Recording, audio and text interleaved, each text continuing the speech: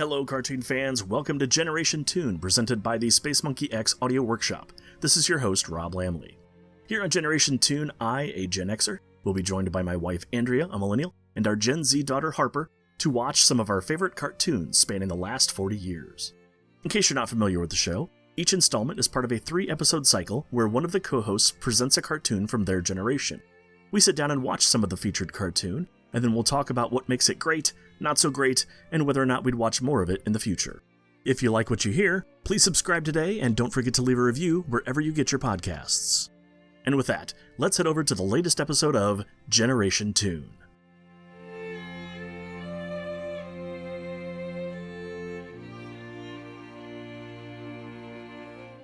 Welcome to Generation Toon. This is Rob. Andrea. Harper. And this week is my turn. Last time we did a show, we weren't exactly sure what we were going to do. We talked about doing anime, we talked about doing movies, but unfortunately, life got in the way. School started again, so so here we are. Darn you, school. Yeah, I know. So here we are in the middle of October, and we thought, what better thing to do than one of my favorite animated things ever. I see that as well now. Over the Garden Wall.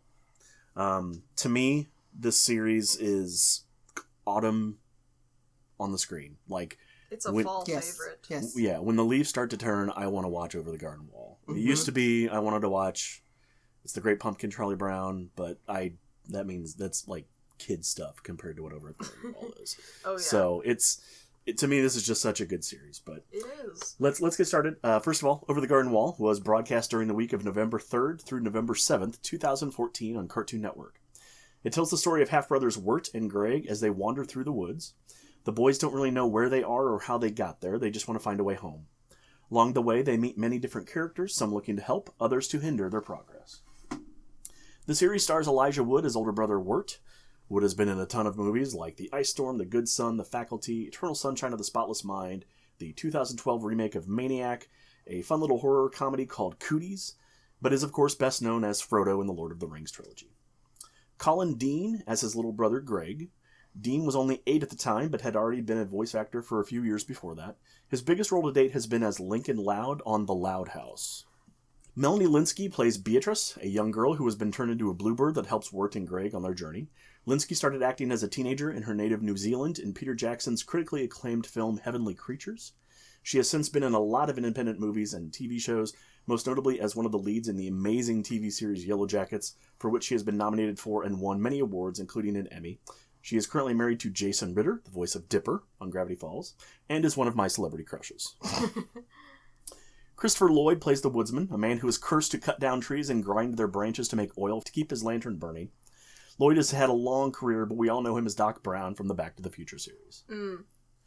Jack Jones is the singing voice of Greg's pet frog, who has numerous names throughout the series. Jones was a pop singer back in the 1960s. He won a couple of Grammys, but most listeners would recognize, most Gen X listeners would recognize his voice as the singer of the theme to The Love Boat. Really? Yeah. Samuel Raimi, not the director of Evil Dead 2. Oh, okay. I didn't see that. Is the voice of the Beast, a constant threat lurking in the shadows, who has made a deal with the woodsman to preserve the soul of the woodsman's daughter in the lantern, as long as the lantern stays lit. I love the Beast. Raimi was a world-renowned opera singer in the 1980s, but has continued to work into the 2000s. There are also quite a few smaller roles filled by some celebrity cameos. John Cleese of Monty Python fame plays 2 roles. Tim Curry of Rocky Horror Picture Show and the original TV miniseries It. Grammy Award-winning singer Chris Isaak sings a song. Shirley Jones, the mother on The Partridge Family. The State and Reno 911 star Tom Lennon. Bebe Neuwirth, known as Frasier's wife. Shannon Sossaman from A Knight's Tale, The Rules of Attraction, and a bunch of TV shows. And Fred Stoller, who was a regular on Everybody Loves Raymond. The show was created by Patrick McHale, who graduated from the California Institutes of the Arts in 2006, and then began his career at Cartoon Network as a writer and storyboard artist on The Marvelous Misadventures of Flapjack. So far, we've done 2 people who used to work on The Marvelous Misadventures of Flapjack who created their own shows, because Alex Hirsch was also part of that cast who helped that show out. I haven't watched that, but I feel like maybe I need to. Well, right. Like, it's like, if we like everything that everybody went on to, maybe we need to revisit the thing it. about Marvelous Misadventures of Flapjack is that it did not do as well as other Cartoon Network shows, so it's fun to hear that this show that did not go do as well inspired a bunch of really creative people to start making their own shows. For a bunch of people. Okay, Patrick McHale has worked on smaller projects since Over the Garden Wall, but he also co-wrote the script for Guillermo del Toro's new Netflix movie Pinocchio, and is currently writing the feature animated adaptation of the beloved Redwall series of books. Oh, whoa. So yeah, that makes me really excited for Redwall. I haven't read the books, the Redwall series. I haven't either. I'm familiar with the concept and, you know, some of the story ideas, but that is really cool that he's writing that. I'm honestly excited to see Pinocchio. Well, yeah, definitely. Guillermo del Toro's all over his stuff. I love his stuff. A bunch of well-known names in the field of animation directed episodes of the series. Robert Alvarez's career goes back to Yellow Submarine for the Beatles, but he also worked on just about every big cartoon throughout the 1980s. He won 3 Emmys, 2 for Gennady Tartakovsky's Clone Wars, and 1 for Tartakovsky's Samurai Jack. Wow. Definitely, we're going to be doing some Gennady Tartakovsky in the near future, so that's a name to remember. Larry Leichleiter worked on some of the early Peanut specials, but also worked on The Marvelous Misadventures of Flapjack, Adventure Time, and another series I want to cover someday, Symbionic Titan. Nate Cash started working as a character layout artist on The Simpsons and has worked on shows like SpongeBob, Adventure Time, Star vs. the Forces of Evil, a show that Harper will probably want to cover one of these days. Yeah. Over the Garden Wall is based on the animated 9-minute short Tome of the Unknown, which aired in 2013. McHale originally pitched the idea for Tome of the Unknown to be a 3-season series, but was asked to instead rewrite it as a feature film, because at the time Cartoon Network was trying to set up a feature film department that just kind of fizzled out and never really went anywhere. Yeah. However, he had trouble making it work as a film because he felt it needed to be more episodic in nature, so the project kind of got shelved as he went on to work as creative director on Pendleton Ward's Adventure Time. When he was done at Adventure Time, Cartoon Network asked him to pitch again, and he reworked Tome of the Unknown into the short that essentially served as the pilot for Over the Garden Wall.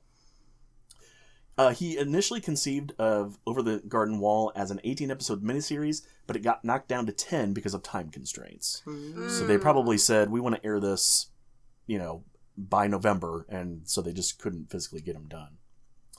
The series is well known for its soundtrack, a mix of original old-timey jazz and ragtime tunes, a soundtrack album, which I own. I didn't know that. I didn't know you already had it. Yeah. I got it in the first run of it. Okay, because when we were watching, when I was reading, on IMDb last night when we finished, I was like, and I went to try and... So, what color did you get? I got the Autumn Harvest swirl. Okay, good. Because the other one, while it cracked me up, I was like, eh. What was it?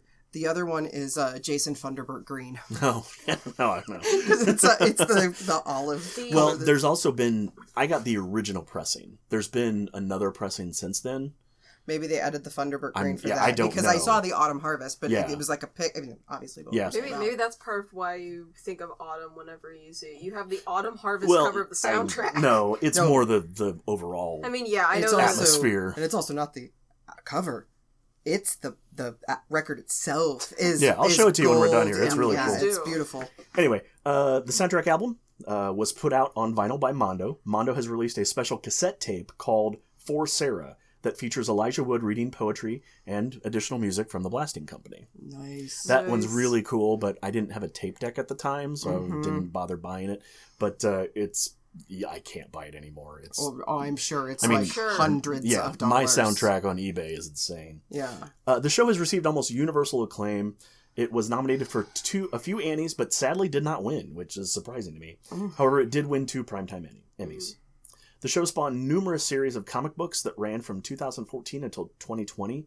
There were a lot of mini-series, 5 issues here, 6 issues here. There was one longer stretch where they had about 20 issues, I believe. But, it was like extra stories. Yeah, for the most part, it's side stories, but there's also origin stories. I was reading that one of the stories is the story of the woodsman's daughter. Oh, interesting. So, it was a character that you asked about whenever we finished. Yeah, because I didn't remember. I thought I don't know, long story. Anyway, the comics tell side stories and origins of some of the characters seen in the show. All right. And that's really all I have. So we can get into just talking about things. Well, let's that start. Was the sigh of, where do I begin? We'll start with me, and we'll just kind of go around the room and give our general thoughts. Like I said before, this is one of my favorite animated things ever. For me, the atmosphere and the weirdness of it all, like talking animals constantly throughout. Well, not, I guess, other than you also human-like animals. Yeah, anthropomorphize animals, but then you also never knew which ones would talk and wouldn't, because it's not like they all did. Right. And yet, the fish who was fishing never said a word. Right. I just think it's so charming, and yet at the same time kind of dark, and so that is like right in my wheelhouse. So I love it. So Andrea, what do you think? I absolutely loved it. I could see this being one of those things that, like, almost like a comfort series is like, I'm gonna do something. Oh, I'll put Over the Garden Wall on in the background, because you're right. It gives this kind of warm, fuzzy, but not 100% comfortable feeling. Yeah. And I just was, I'm always been impressed with this. Like, you don't feel like you're only watching 11 minutes of content. Yeah. Each episode feels like it's 20, 30 minutes. But it's only 10. The runtime, I think, on IMDb, every single one is 11 minutes. Yeah. You don't realize until it's over how that it's only been 10 or 11 minutes, because once it's over, you're just like, I thought I just watched a feature-length film. That's how much it definitely feels like in. You're sitting down and watching a half-hour cartoon. Mm-hmm. And I think there's, like you said, that's how much they pack in. I think there's just so much story and characterization and just kind of everything crammed into that 10 minutes. Also, go ahead, hon. Over the Garden Wall also does really well. They pick and choose what to keep a mystery and what not. Some cartoons, that we will be covering later on my list, don't handle that very well. They'll have mystery aspects, but they'll always find a way to solve that mystery at the end, and it will sometimes create the finale or some later episodes into a rushed remix to finish that mystery and to complete that story. Tie up all the loose ends. But Over the Garden Wall picks and chooses what to keep a mystery and what to keep, what to actually tell you. One of my favorite cases was, like, they decided to tell about the townsfolk in the second episode. That were like Pottsfield. Mm-hmm. These, like, vegetable people. They didn't just keep them a mystery. They actually told you to resolve the episode, but they never explained why they came alive. They never explained the magic of it. And I think that that's something that you don't really see with cartoons. Cartoons usually try and solve everything for you and never let you think for yourself or come up with theories for yourself. Or simply have no answer. Exactly. We don't know why. And maybe even Pat McHale doesn't really know why. Yeah. It's just, this is the story he wanted to tell in the setting he wanted to set it in, and that's just the story has a really good balance between mystery and like what's in the dark and what's in the light for the viewers. Yeah. And I always love that storytelling, and I think that's part of why it felt like a feature-length film, and also part of why it stands out to this day. Right. We did watch all 10 episodes. Yeah. We also watched the pilot, Tome of the Unknown, which was on YouTube. Let's start with Tome of the Unknown. I really liked that one. It's just a 9-minute little short, but I think it really sets the tone for what Over the Garden Wall became. Mm-hmm. It's got the weirdness to it. It's got a watermelon car. It's got a singing person made out of gourds and pumpkins and squash and Vegetable Man, isn't that what they called him? I don't remember. That's basically what I think they that's called what him. Greg kept calling him, maybe. So. Yeah. But then it also had that slight bit of scariness to it when the crows come into play. Yeah. Like those are scary, and so it was really cool. One thing I kind of found was that the Tome of the Unknown, that was going to be the through mission, according to McHale's pitch, was they were going to be looking for this book of the unknown. And that was like their mission throughout the entire show. Now, would they have found it in the end? Who knows? But that was supposed to be like their mission throughout the entire series. Honestly, although I did enjoy the short, I didn't like it as much as I liked the actual idea for the series. And I think part of it has to be with the fact that I am so attached to storytelling stuff where, I don't know how to describe it. It's not like regular cartoons where you see these characters being dropped off in the middle of an adventure and you have no idea how this universe works, but you know that, like, there are certain rules. Like in Amazing World Gumball, there are certain rules to that universe that may seem weird and may seem bizarre, but it works for that universe. Sure. And Over the Garden Wall had that kind of thing where, like, you don't know why these kids are talking to a bird. You don't know why these kids are away from their parents or home. Right. You don't know why these kids are looking for the tome of the unknown. And that's just the rule for that universe. In that short as well, there was also, like, narration over, like, it wasn't just the beginning narration, it was also, like, narration throughout. And I think that kind of destroyed some of the scary and more intense aspects of it for me. Now, that's fine, but this is where our first controversy is really going to come up. Okay. Go ahead, Andrea. No, I love it. Because I think it would have added something if they continue to have it, but the narrator has to be almost as much a part of the story. Like, just recanting crazy things that are happening as if they would be fact and real. And I am mixed. I can see it both ways. Because there are definitely times, like Andrea pointed out at one point to me that we were talking about it, like, it felt kind of old-timey and it felt like it fit really well. Mm-hmm. But then there are times where you're kind of talking about where I like the vagueness. Mm-hmm. It just happens, and there's nothing to say about it. Just happens, and you gotta deal with it. Yeah, exactly. So I'm totally mixed on the voiceover that they used. So I liked it. I liked it in the beginning and the end of the episode. I felt like that felt natural. So maybe a bookend would have worked better for you. Yeah, but you. in the middle of it, it just where they're describing where those characters are, and I'm just that's okay. I can see them. Yeah. I can tell that they are trying to fix up the car. Right. And it didn't feel natural. And that could be because I'm not used to that in cartoons from what I've watched. And I'm not used to having narration really. Yeah. Because most of the cartoons I watch, like you said, you just if something happens, you just gotta deal with it. Mm-hmm. So that could just be because I've never grown up with cartoons where there's narration in the middle. I've grown up with stuff there's narration in the beginning or the end. Yeah. But other than that, no. Or it's just a personal preference. Mm-hmm. It's fine. We won't go through every episode on this, but what were some of your favorite episodes? I like the frog one. The lullaby. Lullaby of the Frogs, I think, or... Lullaby in Frogland. Yeah. Episode 6. And one. I can't even tell you, it's not one specific thing. I really enjoyed it. Did you like the fact that it was all just frogs in silly hats and costumes and stuff? Was this cute for you? I will say there's a lot more comedy in that one. Oh yeah.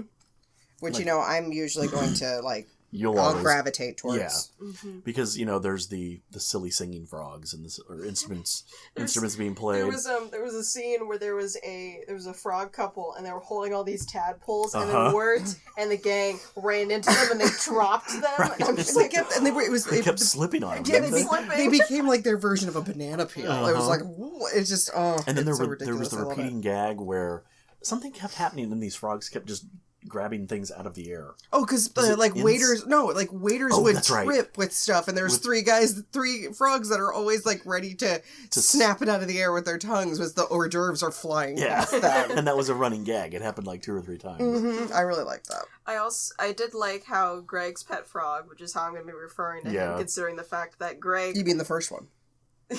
Yeah. Yeah. Yeah, because next thing we know, in this episode, he's standing next to Greg. Yeah, it was weird. Yeah, and he's speaking, and then he later in the episode finds another frog. No, it's the same frog. I thought is it? Yeah, that frog signed they were trying to get him to record a record contract. But I thought that he implied that he stayed and they kept moving. No, see, I thought they were implying that they were trying to get him to sign a record deal, but he stayed with Greg and Wirt. Yeah, that's what happened. So I don't know. It's the same. frog. I thought it was a different frog. Oh, okay. Well, who knows? Greg just popped out another frog that looked exactly the same. He's like, I'm coming. All right. I mean, whatever. What was your favorite, Harper? I think my favorite was the last 2 episodes, but that's just because those are very impactful. It was very intense and also just really fun. Yeah. The first episode 9, was kind of like the backstory of Wirt and Greg. And I kind of loved that because, one, you get to see more of Greg just being the awkward teen. You mean... Oh, Greg, sorry. Wirt. Greg just being the cute younger brother who just does not understand what's going on But also kind of annoying. But at the same time you're like, you're cute, just stay away from me for a little bit, okay? Mm-hmm. And then, can you relate to that at all? Oh, yeah.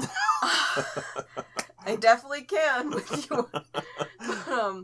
And I also loved Wirt, just, he's a regular teenager, and I'm, like, around his age, so I understand a lot of what he's going through, like, because when I first watched this, I was a bit younger. Yeah. And I was just starting to become a teen, but now that I am a teenager, I'm just like, oh, yeah. Yeah, been there, done that. Been there. And, like, I loved seeing... Where's your poetry and clarinet? I'll bet they have some. They just haven't shared it. I'm interested where they got the enough. clarinet. I'll bet it's really bad because they don't know how to play the clarinet. Fair. And they stole it. We have a lot of annoying band kids in my school. But I loved seeing, like, that backstory, and I also loved seeing, like, where they come from, like, their hometown. Sure. And it gives, like, they're clearly not from the same time period as... Right. As, like, the people over the garden wall. Yeah. In the unknown. And, like, it's fun to see that contrast, and it adds a bit of the mystery of, like, why... How did they end up there? How did they end up in a town that's, like, has, like, into a place that has, like, no modern technology? Right. It's definitely, like, older. How they end up there. And also, like, how are they going to get back? Yeah. And everything. And we'll come back to all that at the end. My favorite episode, which I know nobody else seems to like it, but I think it's great, is Chapter 5, Mad Love. I mean, it was cool. It was good. It's just not my favorite. It's in that one, there's a millionaire that they somehow meet. I don't even know how. And they end up at his mansion. And he says there's a woman ghost in the other wing and so he never visits that wing anymore. So Greg convinces him to go to the other wing. And then when they get there, there's a woman, and she's a real woman, and she sees him, the guy, the millionaire who owns the mansion, and thinks he's the ghost. So they've been avoiding each other, thinking that each other are ghosts. And it turns out the twist is that their mansions are so big that they're connected. Yeah, and they don't know it. It had a very Doctor Who feel. It reminded me of, like, the girl in the fireplace type thing. Maybe that's why I like it so much, is it's just that weird little story that doesn't really make sense, but... It's fun. I don't know. Yeah. It's also, I also love the fact that, like, it's weird, because, like, Quincy, who's, like, the main millionaire guy, he acts like a stereotypical rich guy. Yeah. He's super prim, proper. He's super prim, proper. Eccentric. He's talking about how he worked with his own bare hands to get this money. He did nothing. How dare you try and steal it? How dare you? And, like... And also how the fact his mansion is so big, he didn't even realize another person was living in it. Right. But at the same time, I love him as a character. He's hilarious.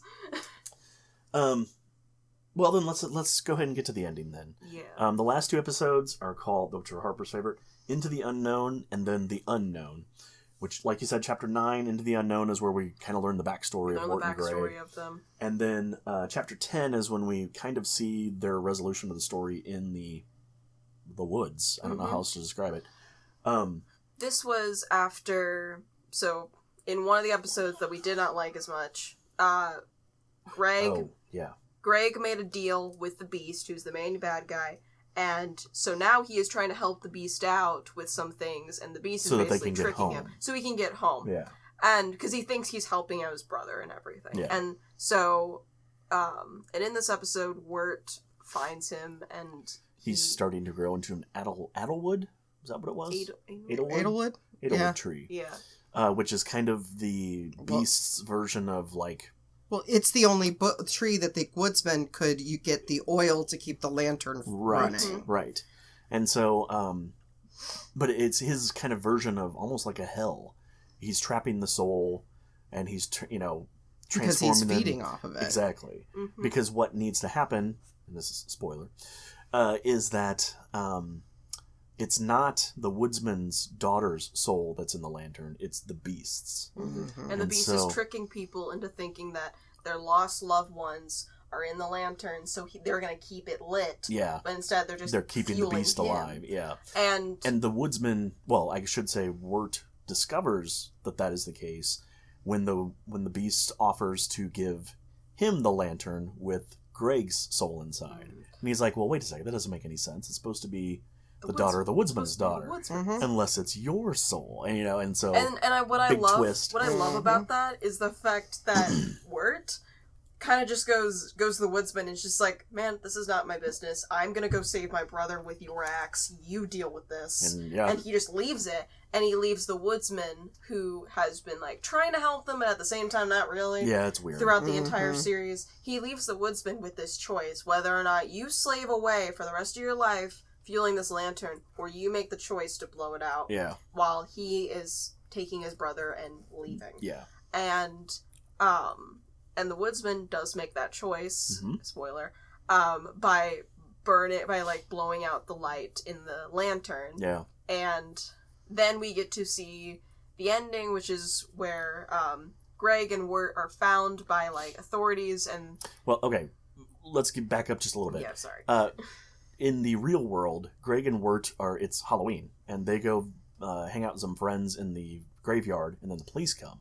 So they run from the police and end up falling into a lake. They climb over a garden wall and they climb over a garden wall and fall into the lake. And then in the end of the series, we find that they are Wirt wakes up and goes and dives after Greg, who is still unconscious, and so he pulls him out, and the police, the ambulance comes, police and shows they end up up in the and helps hospital. them out. And we basically see that all these characters that we've met along the way, and that Wirt and Greg have met along the way, kind of get their happy ending of their own. And it's in that finale, the reason why it's my favorite is because of the mystery aspect. Because, like you said, you see them waking up in the lake that they fell in, and Wirt is trying to grab Greg and everything. However, it's still unknown whether or not all that stuff still happened, or if it was just a dream. Yeah, there's a famous, and I'm sure we've all, well, maybe you haven't read, I don't know, Mom hadn't heard of it, right? An Occurrence at Owl Creek Bridge is a short story that was later adapted into a film. Is literally about a man, I believe it's during the Civil War, who is found guilty of some crime. I don't know if it's going AWOL or treason or whatever. But he is going to be hanged from the Owl Creek Bridge. And as that happens, as the rope pulls taut, it snaps. And he falls into the river. And he gets rushed downstream. And then it's kind of the further adventures of him getting away. Like him escaping death. But then the very end of the story, we find that he is actually dead. He's hanging just as though he had died, from the Owl Creek Bridge. So everything of his escape all happens in his mind between the moment of the rope, or the him being pushed off the bridge and the rope going taut and breaking his neck. We're kind of in the same position here. They both fall in the water. So did everything happen, or was it all in Wirt's imagination? Or Greg's. Or Greg's imagination. Because the other thing is there's the doll aspect that we keep seeing, wood dolls of people. And you had mentioned something else in a thing. And I would be curious to see if, because my thought is are some of these things that came into play, are they things that they had in their everyday life? So it's like your brain just doing a greatest hits, inserting his stepbrother and him into it. And also, and the thing that adds to it is, a tiny little detail that we notice at the end of the story. So, in one of the episodes, Greg's pet frog swallows a magic bell. And that bell, glows whenever Greg's pet frog is being shaken. And after they wake up and they're in the hospital surrounded by some of Wirt's friends and everything, Greg is, telling the stories to those friends about it. And then right before they fully zoom out of the hospital, you can see him shaking the frog and its stomach glowing. Oh, I missed that. I saw that, but I didn't know why. So that is a detail. So that is a detail that just, it's a stupid detail. It's a funny detail, but it adds to the mystery. Well, it adds to the whole question of, is this real or was it not? And then there's even some clear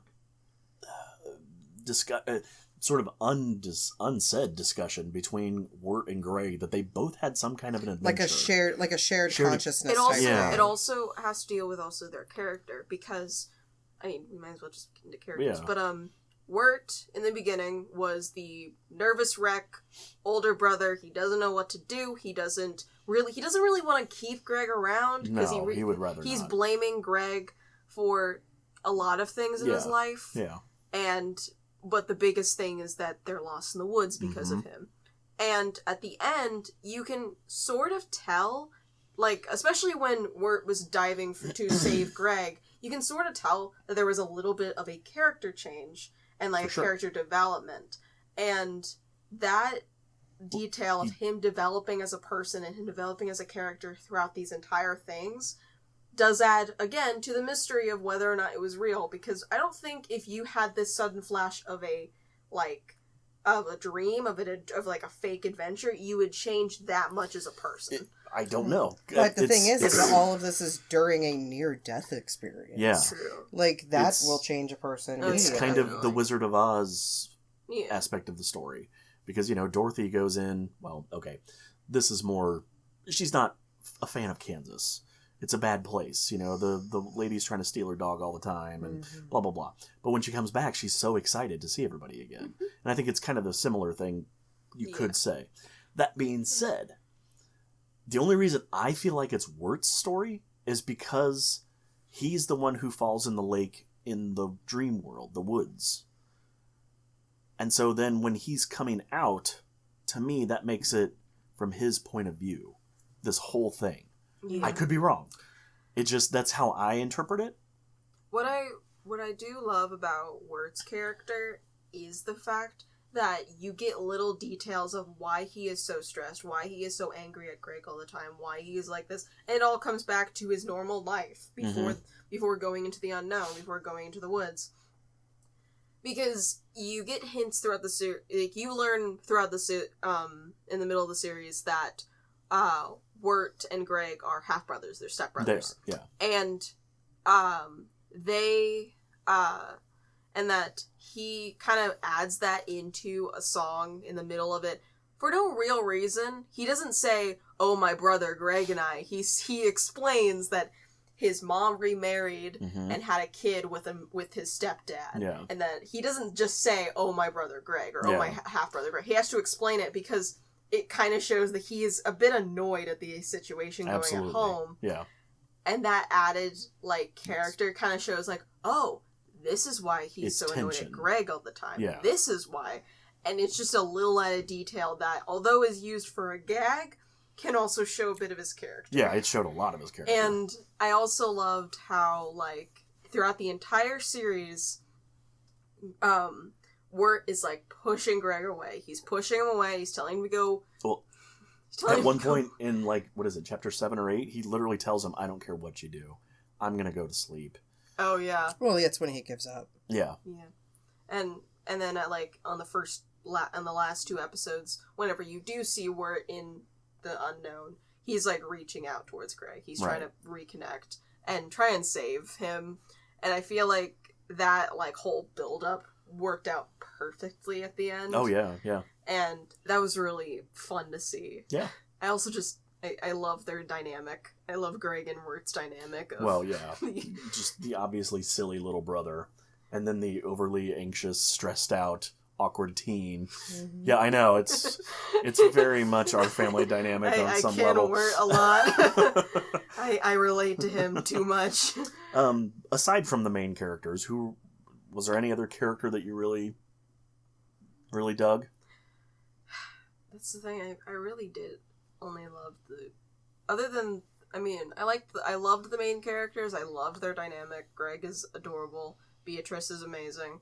But I also loved the Beast. Yeah. Just because of how much of a good villain he is. He's a great antagonist. Yeah, he is. One thing I loved about Beatrice is her constantly giving Wirt a hard time. Yeah. Like, just... There was, in the first, like, 2 episodes that she was in, I think it was just in the 2nd episode. Could have been also in the 3rd. But, she will, like, dig at him, and then there'll just be a freeze frame of him just giving, like a crooked, like... Really? Yeah. And, like, he just looks annoyed. And I love that she keeps on digging and digging. Yeah. And then like, in the Mom's fan favorites, the Schoolhouse episode. He just keeps on like being petty by just like Beatrice is trying to tell him to go leave, go find your brother, and he's like, "Oh, sorry, I follow the rules. I don't follow the rules," and then all he does is follow the rules. Yeah, but he's doing it intentionally. He's doing it in spite. Because, like, each time the teacher in that schoolhouse keeps on telling him, like, "Sir, you cannot talk. Sir, you gotta go eat. Sir, you gotta go do this." He does exactly that. He does that, and she's like, "No, you gotta go outside." And he's like, "Nope, you told me I follow the rules, like, no, so that's what I'm doing." I'm a pushover. Yep. What about you, Andrea? Were there any other characters you liked? Really stood out for you? I enjoyed the huntsman in his... The woodsman? The woodsman, sorry, yeah. Yeah, he's a good character. He is a good character. Just because he's driven, that is all he's doing, is just chopping wood and grinding it up. I love how he, like, these kids basically ruin his entire, like, thing. Yeah. And he still is just, like, still finds a way to grind. He's still being, he's also still being kind of kind to them, because once they destroy his entire, like, mill, and destroys his entire thing of getting oil, he just goes, "Go this way. You'll probably find civilization this way. This is the quickest way out of the woods." Yeah. And then he goes to Greg and he's just like, "A young man, give that frog an actual name." And he's just, and like it shows that he's still got a bit of being a father in him. He still is being kind to these kids, even though they basically destroyed everything that he has worked for. Yeah, I know. Briefly, none of us really liked Babes in the Woods. That's chapter 8. Yeah. Where we go into Greg's... I didn't mind it, actually. Oh, really? Really? Oh, I could not handle it. Oh, I hated it. It is my least favorite. And the only reason I don't like it is it just feels so out of place. That's... I mean, I understand it's Greg's brain. Right, yeah. but so if we're going from the standpoint of that this is happening, in their unconsciousness in the water... Everything else has been too mature, too dark to be a 7-8-year-old with a pot on his head. You know what I mean? Like, so this was his. This was him figuring out his way in his subconscious. It's when he starts to fight for Wirt. That's fair. And therefore, I mean, it's them both finding appreciation for each other, but that one's his. I also kind of wanted to think that maybe that was that's kind of like, my interpretation of that episode is that it's the Beast trying to kind of convince Greg into making a deal with him, into getting help from him. Probably true, because of the way that things are looked at. Because, I mean, it's Greg, he saves the day, he's being this hero that he's wanted to be, and then a random lady, like, shows up, and she's, like, saying that, "Oh, Wirt is too gone, you can't save him from the Beast." And knowing Greg, like, and the Beast I think the Beast knows who Greg is like and what he's been watching. So. And so he knew that Greg was most likely going to say, "I will take my brother's place. I will help him out. Okay. I will save him. And I will find a way to get him home." And I feel like that's the Beast's way of, like, convincing this child, "Hey, you will be able to help your brother get home if you make a deal." So do you think the Beast is invading his dreams? Basically. Either invading or approaching him in his dreams in some way. Okay. And, like, he's finding a way to butt in. I think for me right now, anyway, it's not necessarily about the story, it's about the art style. I didn't like the cutesy little cartoony characters. Yeah. And maybe that's, maybe it's just a personal thing. The one thing that bothered me the most was that in the episode, it would be the full screen, and you could see everything. It was like how it normally looked, and then it would quickly flash to this thing where it's like it's black around. It's just a perfect circle, and it's just these characters. It's an that old you can see. silent film technique. I know. It bothers me because I'm not used to the quick flashing of. I don't frames. Understand what the purpose of that was. I feel like that hopefully could have been better. And explained. And maybe that's going to be maybe part of my problem too, is because typically in the old silent films, that meant they were focusing on a character. But this is not how it was doing it. They did it once where they were focusing on a person speaking. Yes. But most of the time otherwise there were a bunch of characters in the I can't remember what that's called. It's like a narrow field of view. Yeah, I don't remember. But yeah, and it got confusing, and I didn't really like it. It may just be the style of that part of the episode that really bugs me. Once again, the soundtrack is amazing. Oh, yeah. It's got some really catchy little tunes.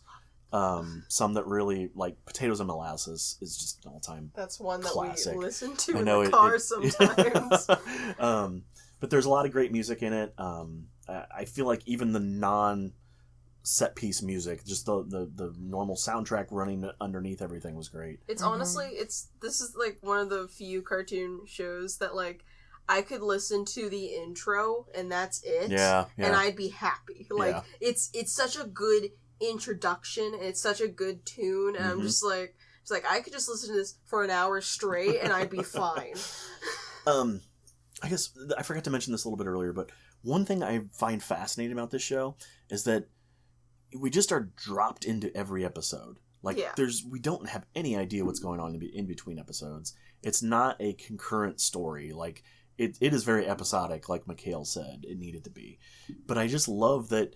Okay, we are here. This is happening. We had no introduction of the millionaire with the big mansion. We were just suddenly at their house, And so I don't know if the comics have covered this, but I would love to know, like, are there in-betweens? I also love how even though, like, you are dropped in, you're figured out through context clues and dialogue very smoothly. Yeah. Like, in the millionaire episode, Wirt is, like, asking, like, Beatrice, hey, why are we at this millionaire? Why are we pretending that we're his nephews? And they're just like, we need money. And, like, she explains that they're basically going to steal from him. Right. Then Fred the horse, who's a side character, just goes, I want to steal. And it becomes this comedic, natural dialogue that, like, is expected from the characters. That explanation is expected from the characters. And it doesn't feel forced. It doesn't feel like a right. It's not forced exposition. It feels like something they would actually say.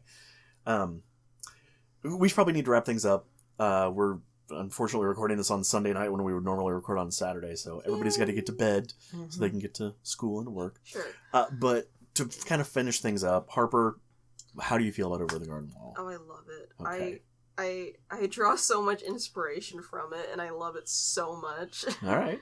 Andrea? Oh, I'll definitely revisit it. I enjoyed it quite a bit. Okay. And like I said in the beginning, this is one of my favorite animated things ever, so... it's such a good show. I highly recommend watching it if you have not. I do too. Get your kids, because it's got some funny parts to it, but also some kind of creepy parts to it. Yeah. So it is perfect for Halloween. I don't really know much more we can say at this point, just other than that it's great.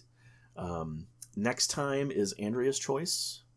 We're actually going to try to start cranking these out a little bit more this winter. So Andrea will have to decide what she's going to do, and then we will take it from there. Yep. So thank you very much for listening, folks. Thank you. We will see you next time.